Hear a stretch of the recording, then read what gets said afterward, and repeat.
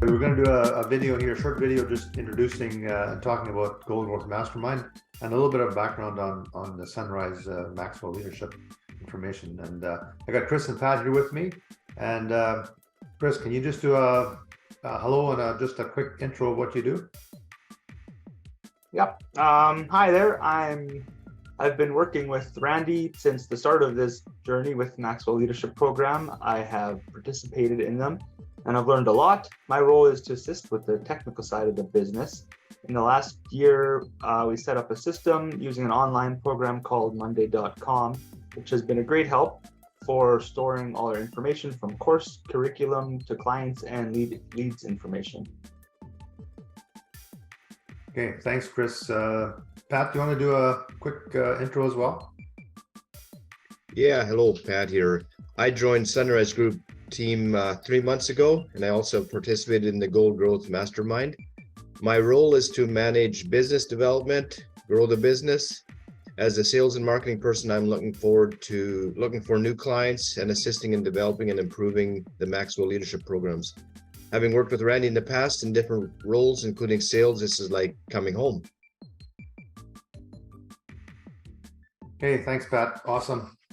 And also, Amber is also part of our team, and Amber does the accounting. She's the professional accountant, and so that's the role that she plays. She's been doing that for me for many years. And yes, this is a family business. Pat is my brother, and Chris and Amber are my son and daughter.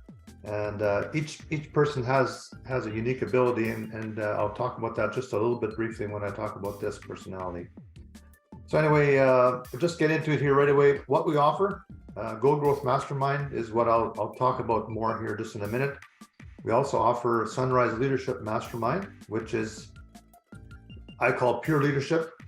And the Gold Growth Mastermind would be more considered self-improvement, although there's leadership in there as well. But the Leadership Mastermind is pure leadership. And I've got 2 groups in that right now. We just started with that mastermind here this last month.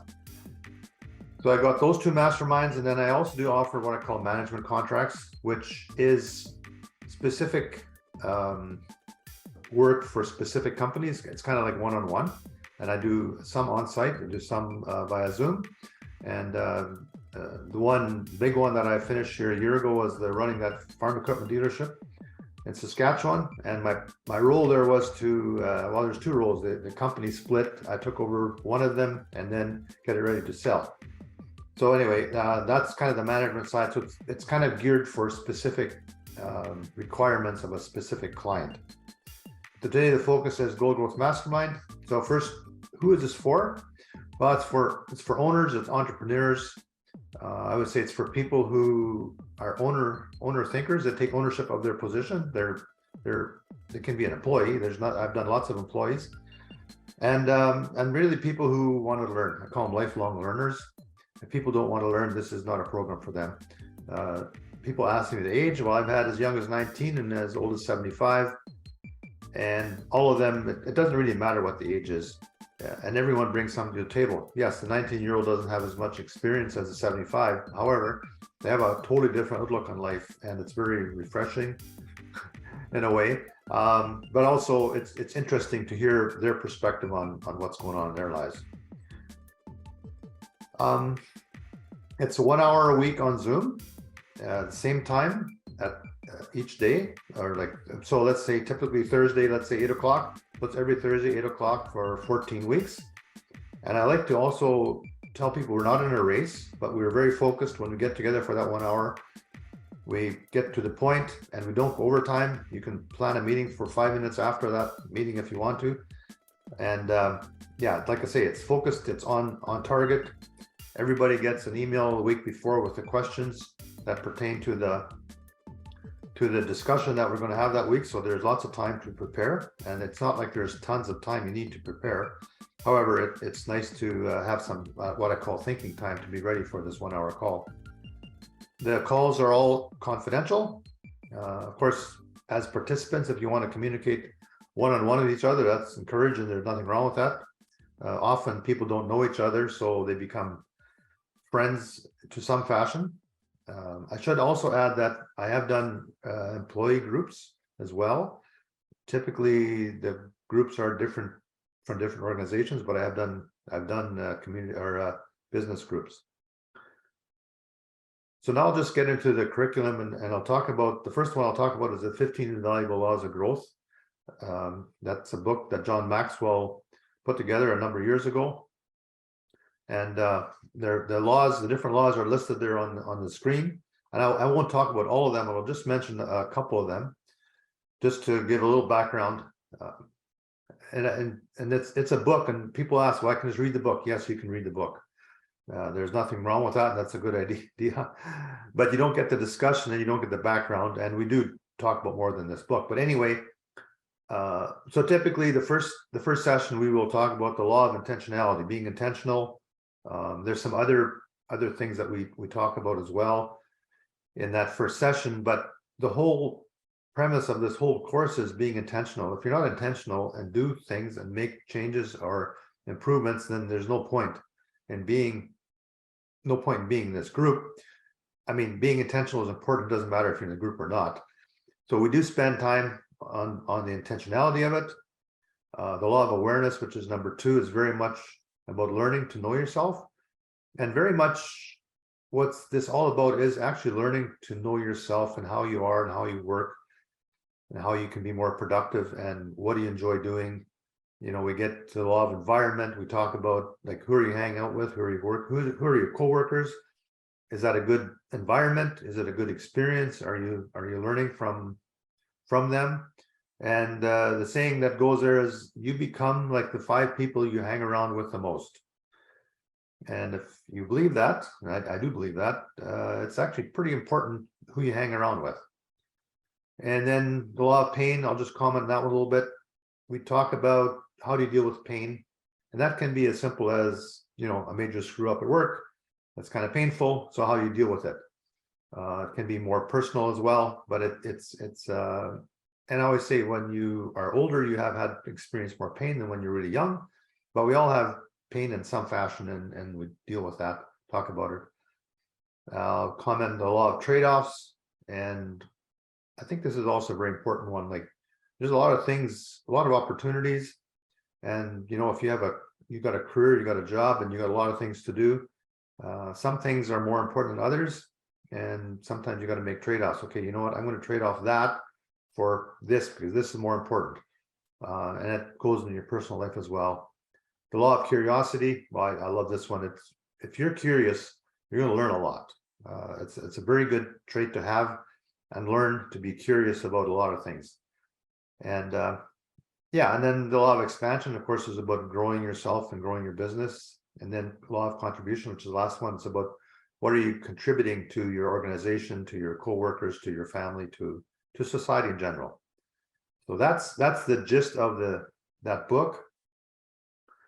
And yeah, so I'll just move on to the last parts. And so we talk about, I call it the Sunrize 90-day plan, and that is information about being organized, planning your day, planning your quarter. Every quarter I have a plan, and I also plan the type of days I'm going to have, and we talk about the different types of days.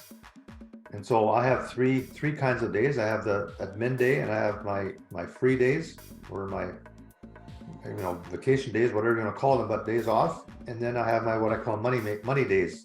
And so the money days are days that you do work that makes you money or contributes to making you money.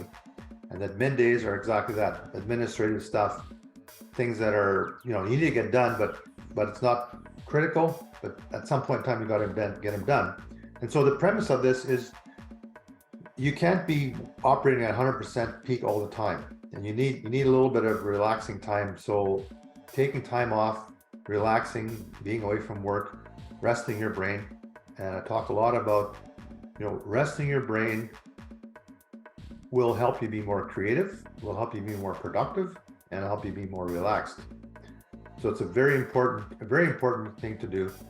And where I learned this was through the strategic coach, which I took in the 90s. And my friend and I, we would fly to Toronto every 90 days for a full day of teaching and learning and setting our goals for the next 90 days. And Dan Sullivan was our coach. He's still running the business and very successful. That's where this comes from, is the 90-day plan. I just want to stress that this doesn't happen overnight, but we will go through it. I'll give you some tools, and you can actually learn to use this. And I've been doing this for a long time, and I'm the last 5 years, I'm really been focusing on that, and it really helps me. Now I'm a workaholic. I think I'm a recovering workaholic, but so I had a time in my life when I would be at home and I'd feel guilty that I wasn't at work. And then I'd be at work and I'd feel guilty I wasn't at home. It's not really a fun place to be. So he taught me, you know what, you need to take time off. It's good for work, and it's also very good for your family. And I think it's very important that you know, when you have a family or you have friends, you need to spend time with them. And so it ties in together with a kind of like a fulfilling life, I guess you could put it. So you spend time with that. And then we also we have a session on unique ability.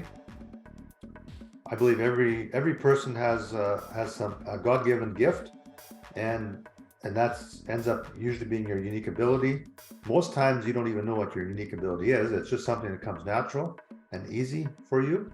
And so we talk about that, and in this case, you ask other people, what do you think is your unique ability?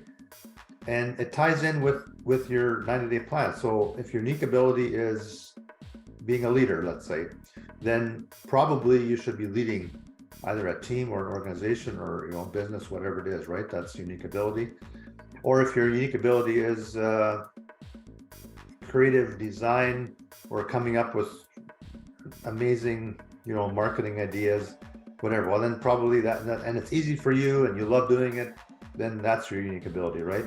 Or maybe it is just, you know, really being good with people and being a good teacher, trainer, encourager. So, well, then that's what you should be doing, if at all possible.